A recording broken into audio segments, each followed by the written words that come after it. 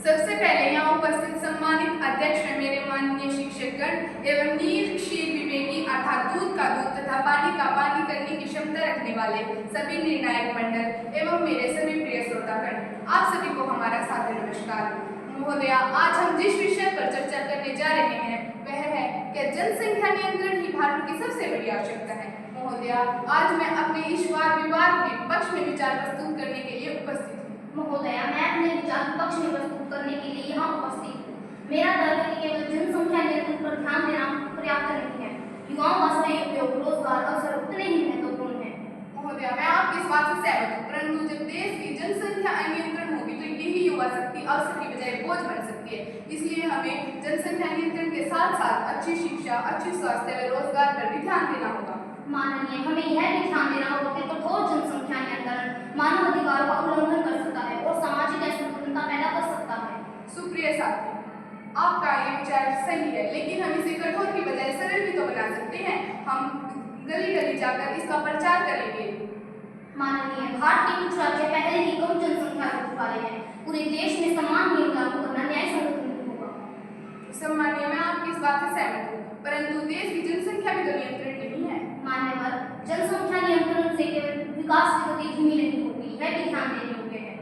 सम्मानीय, मैं आपकी इस बात से सहमत नहीं हूँ, क्योंकि अधिक जनसंख्या मतलब कि अधिक युवा शक्ति, अधिक युवा शक्ति मतलब कि अधिक आर्थिक योजनाएं चालू होंगी, जिससे कि हमारे देश को आर्थिक योजनाओं में हानि होगी।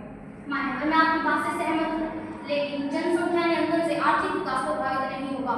मुझे लगता है कि आर्थिक योजनाएं भी समान रूप से प्रभाव डालती हैं। सम्मानीय, मैं आपकी इस बात से सहमत हूँ, जनसंख्या के साथ साथ आर्थिक योजनाएं भी प्रभाव डालती हैं। माननीय, केवल कानून बनाना पर्याप्त नहीं है, कभी कभी सुधार के लिए जनसंख्या नियंत्रण संभव है।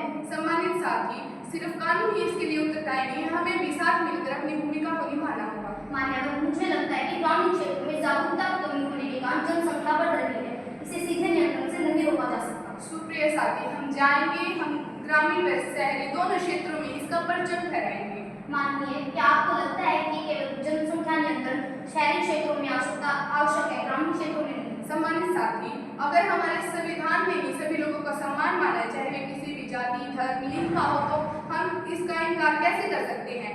हम भी, चाहे वो ग्रामीण क्षेत्र हो या शहरी क्षेत्र, दोनों में जनसंख्या आवश्यक है। छोटे परिवारों की नींदें मजबूत करना सही होगा क्या? यह उन लोगों की नींद अधिकार का उल्लंघन नहीं करेगा? उल्लंघन कैसे होगा?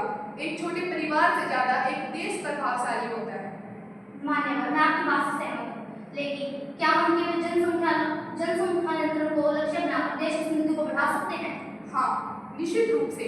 मैं आपको अपने तर्क के उदाहरण से इसको समझाती हूँ। मान लीजिए कि दो परिवार हैं, एक में कुल 8 सदस्य हैं तथा दूसरे में कुल 4 सदस्य हैं। उनकी बचत समान है, हजार रुपए। जो 8 सदस्य वाला परिवार है उसमें हर एक सदस्य की बचत 125 रुपए है तथा जो 4 सदस्य वाला परिवार है उसमें हर एक सदस्य की बचत कुल 250 रुपए है। हम खुद ही देख सकते हैं कि ये आर्थिक व सामाजिक रूप से कैसे लाभ हो सकता है। महोदया व मेरे प्रिय शिक्षकगण, अंत में हम बस यही कहना चाहेंगे कि जनसंख्या नियंत्रण भारत की सबसे बड़ी आवश्यकता है। अगर हमें भारत को समृद्ध व प्रभावशाली देखना है तो हमें जनसंख्या नियंत्रण आवश्यक है।